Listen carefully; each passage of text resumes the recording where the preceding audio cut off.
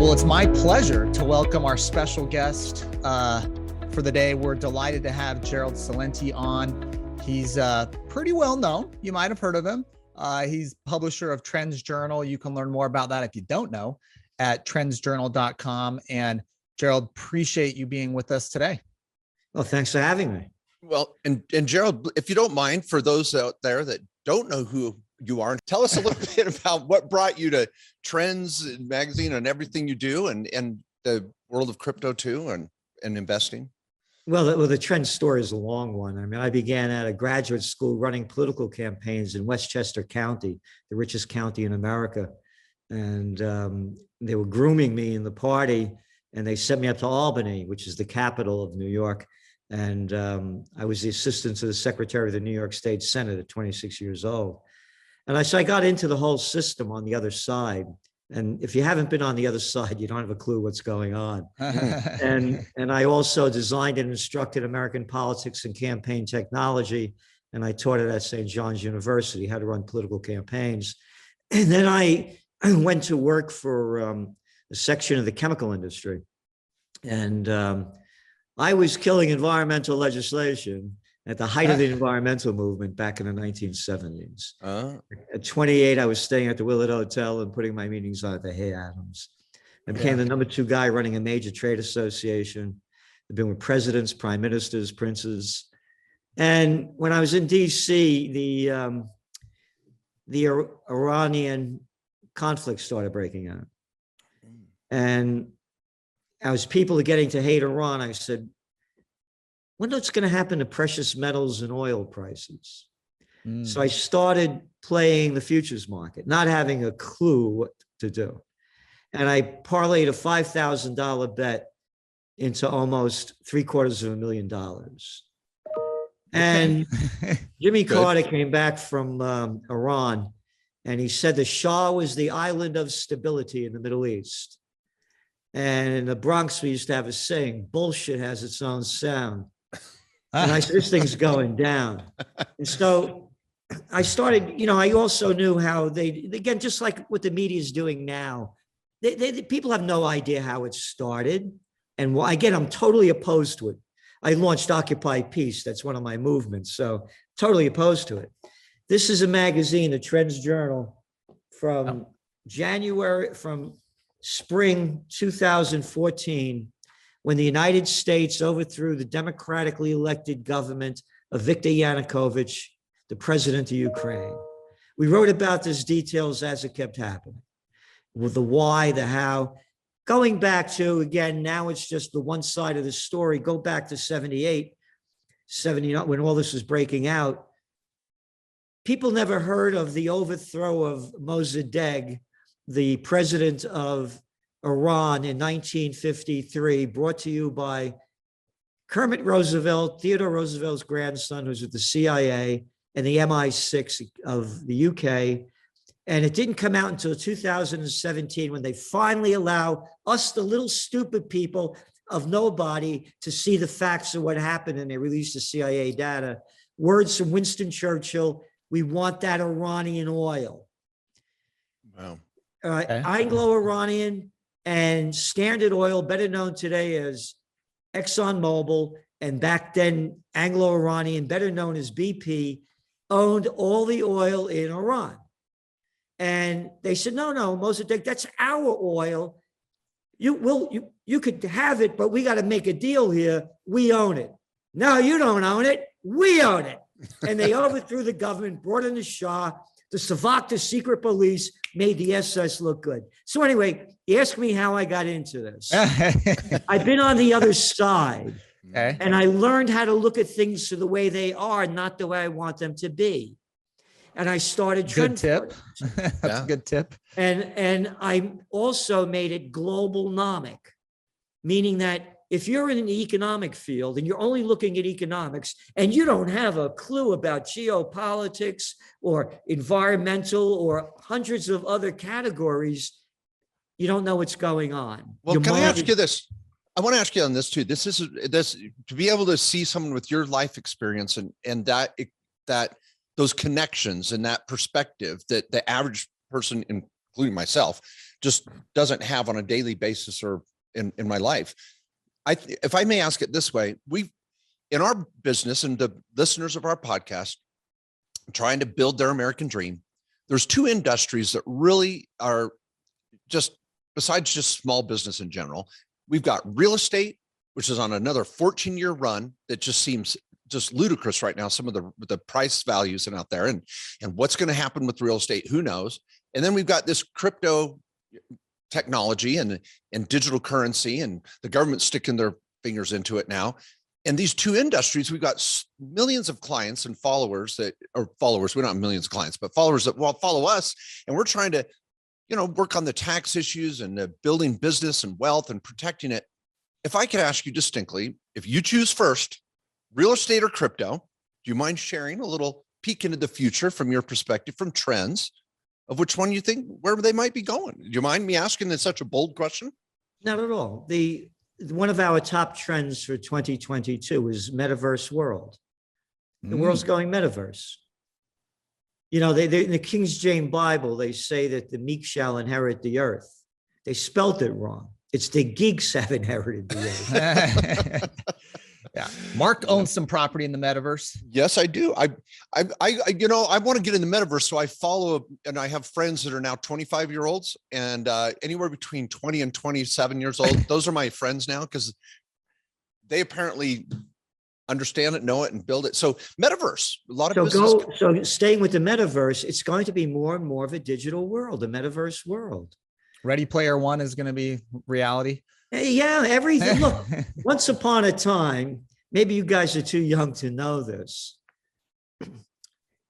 Musicians used to play instruments. And it wasn't all boom, digital. Boom, boom, boom. Hey, but we love electric guitars. Boom, all right. I love those. Boom, boom. All right. So the whole thing is going more and more in that direction. Yeah. And so, yes, there's going to be a place for cryptos.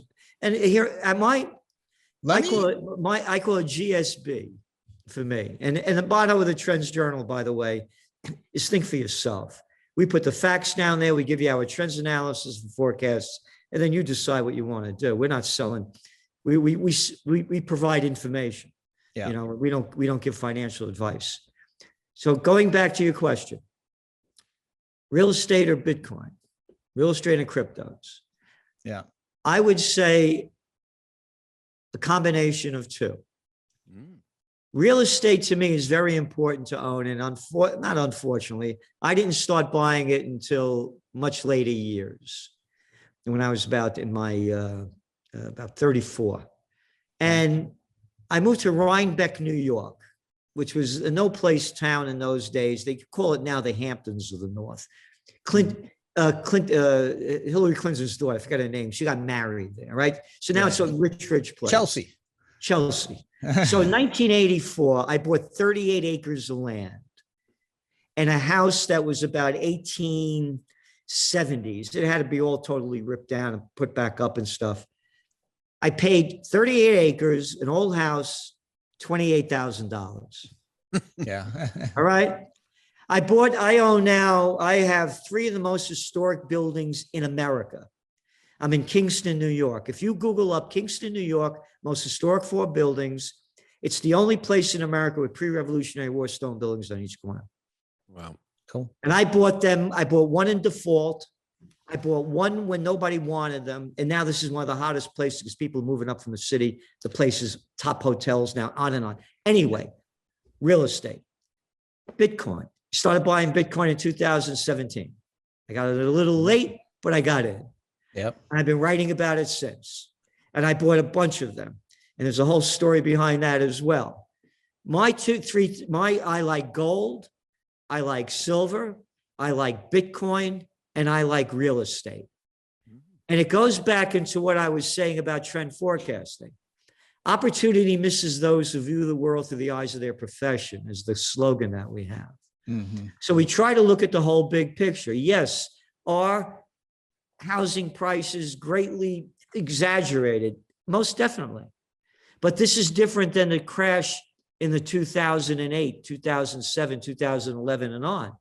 because back then you didn't have to have any dough and you could buy a house. Remember the subprime mortgages?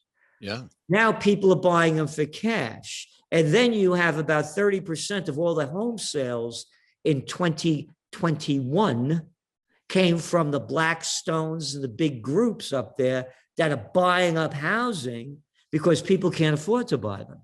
Yeah. So, but then you look at real estate on other levels. To me, office, commercial real estate is going to be in the toilet. People aren't working like they used to. I go down to New York City, man. What used to take me 40 minutes to go cross town, now it takes me 15. So it's not coming back like that. Mm-hmm. So to me, it's a balance. And I believe that cryptos are going to be here for the rest of our lives. And the only thing, I've been saying this since the beginning, that could really kill them in a hard way is when or if the government takes over, because they're not going to want any competition. Yeah. And everything's going to go digital. They're going to have their digital money, so they know every penny you spent, where you spent it, how you spent it, so they can get their money, because these politicians never work a day in their lives. They suck off the public tit, so they need your tax money. How do you really feel, Gerald? Look, to me, morons and imbeciles call them, the Republicans and the Democrats. They're a crime syndicate. Yeah. Oh my gosh. All right, let me ask about, I think that's to me, where crypto's at right now is the future of crypto, and the value of crypto depends a lot on how it's going to get regulated. And if the people are going to get behind crypto, and they are, a lot of people love it. A lot of people have invested in it. The more they get behind it, the more the politicians are going to be forced, which I think has happened, to go along with it. And so if that happens, then we can make sure that it doesn't get overregulated and such. But I really think that the future of crypto is going to, in the next wave, is going to be, how's it going to get regulated? Again, you have to understand, I just gave you a little bit of my background. I've been on the other side. Yeah. When I was 30 years old, I picked Ronald Reagan up to the Chicago Hilton, took him over to McCormick Place, and put on a brunch with 16 of our board of directors. I've been on the other side.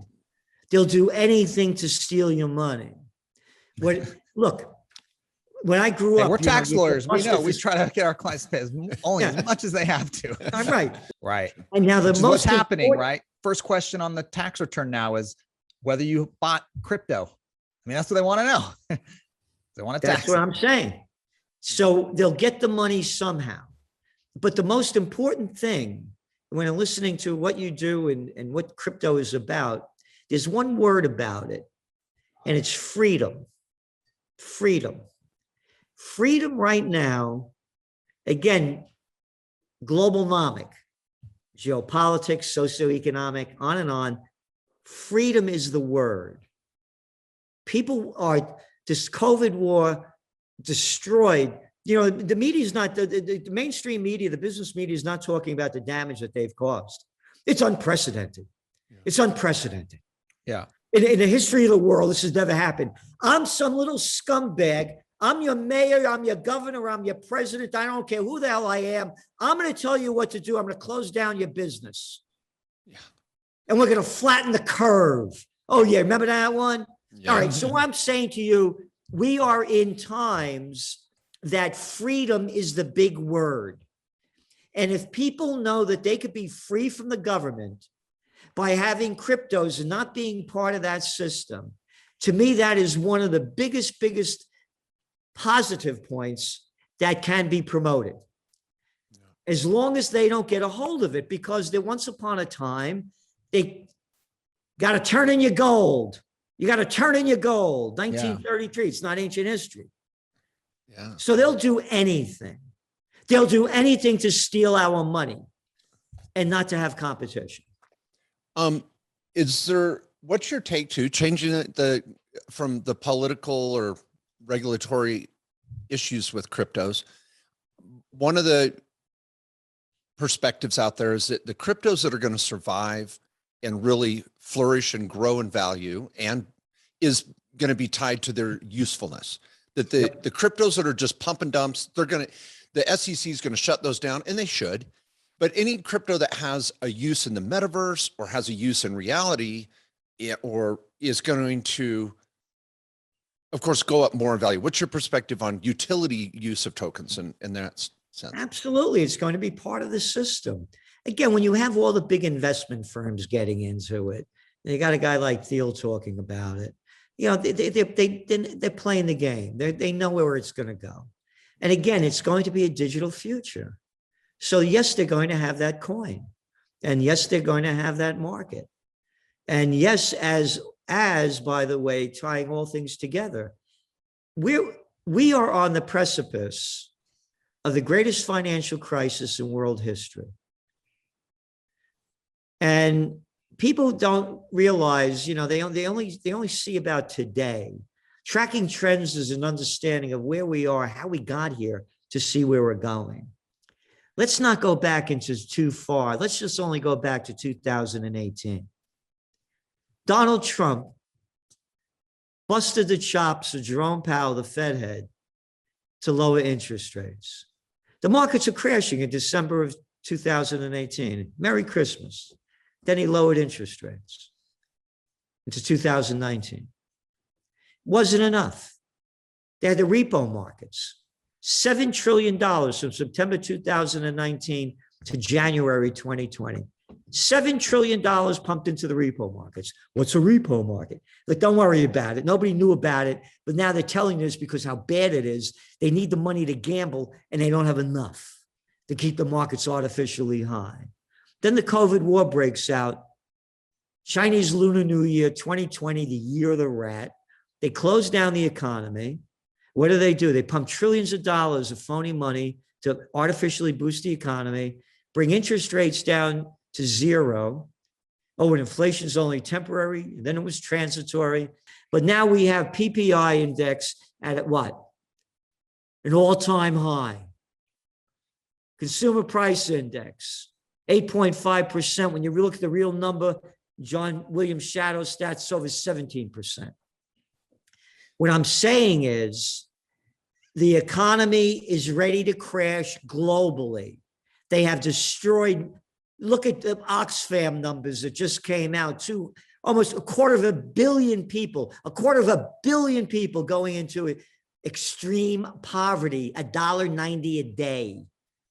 This COVID war killed hundreds of millions of more lives and livelihoods than the virus came close to. We are in the cusp of an economic collapse. And now the Ukraine war, where the idiots and morons are putting sanctions on Russia, admitting that, quote, sanctions won't deter, pushing interest rates, inflation rates way up. We are on the cusp of something very dangerous. So for me, I want alternatives outside the system. And that's why I invest also in cryptocurrencies. It's outside the system because the system's going to go down. What are your thoughts? Gerald, go ahead, Matt. You go. I say you said earlier, you invest in like precious metals, real estate, crypto. What don't you like? Based on what you're seeing, what would you tell people? If you got this, you probably don't want this. Or I don't know. I don't play the markets. Yeah. Because the markets are totally rigged. Read the article in this week's Trends Journal about the plunge protection team. How about that for an official name? The plunge protection team, you bastards are rigging the market. Plunge protection team. Look who owns the world. You got the big zone, everything. When I was a young guy, there were drug stores. There were grocery stores. There were hardware stores. There were stationary stores. Now they're all chains. Yeah. So when you look at the market, and we became chained. Okay, they own everything. So now when you look at the market, the stock of this company is going, they don't have no competition. Yeah. So what I'm saying is I don't play the markets. I'm not good at that. So for me, again, I've been buying gold. Yeah. My first buy gold was $187.50 an ounce. And what I recommend to people is you buy it, you put it away. You buy it, you put it away. Same thing with cryptos. I don't play the market. Buy them, put them away. Buy them, put them away. Buy them, put them away. So when you get to be an old guy like me, then you're going to retire. You have your cash in your stash. To me, why would anybody with a brain bigger than a pea, which is probably the size of the cojones of the politicians running our country,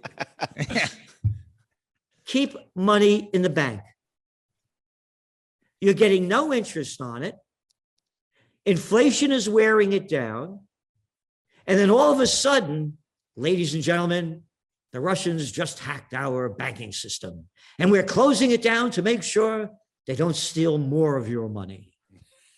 Why would you keep your money with the Goldman Sachs? Oh, it's Easter time. Easter time. Once upon a time, there was a person by the name of Jesus Christ. Guy made a whip. You couldn't buy them in Walmarts in those days, and drove the money changers out of the temple. Whew. 3 days later, it wasn't a great Friday. Good Friday, the cat's on the cross. Why would you keep your money in the banks? Why? They're not giving you anything on it. And when 9/11 happened, and I tried to get my money out, and I had it in CDs, used to get interest rates back then. Sorry, Mr. Celente, you can't get your money. Certificates of deposit are traded on Wall Street, and Wall Street's closed, so screw you. We got your money.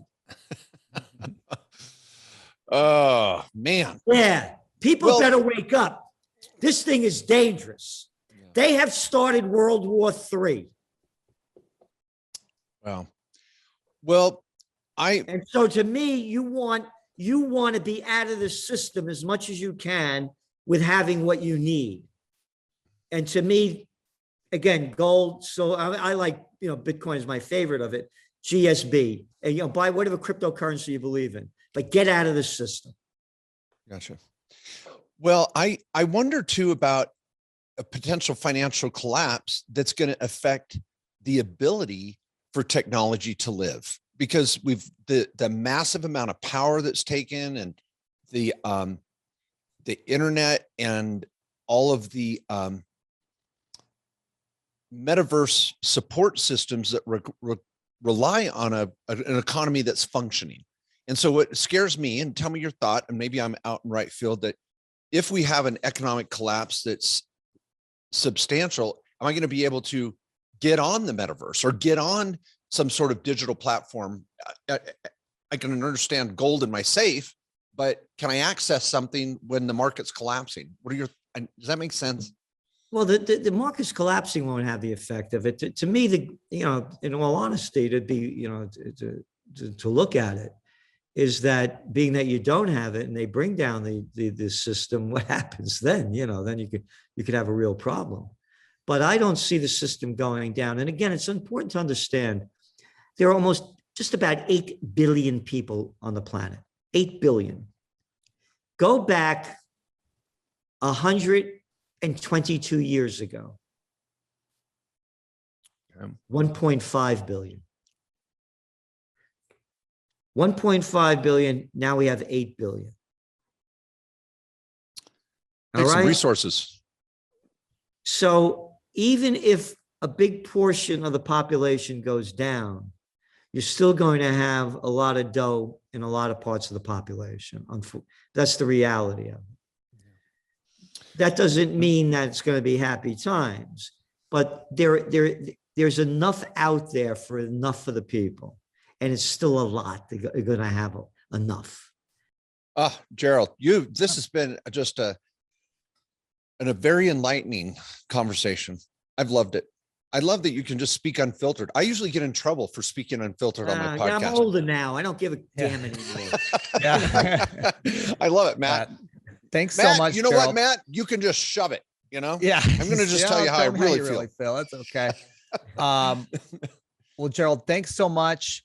I know you were tight today. We appreciate making the time for the podcast. Remember, everyone, you can get to trendsjournal.com to see more about his publications.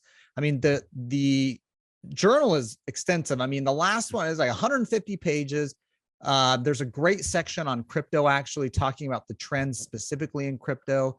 adoption of digital payments, how Shopify, and you're going to be able to be paying for using Bitcoin at Whole Foods, Chipotle, all these stuff. It's in the works with this Lightning Network and Bitcoin. So they get into the details extensively. So go check it out, trendsjournal.com. And thanks so much, Gerald, for being on. And thank you, Gerald. Guys. All You the keep best. doing Thank what you. you're doing. Thank you.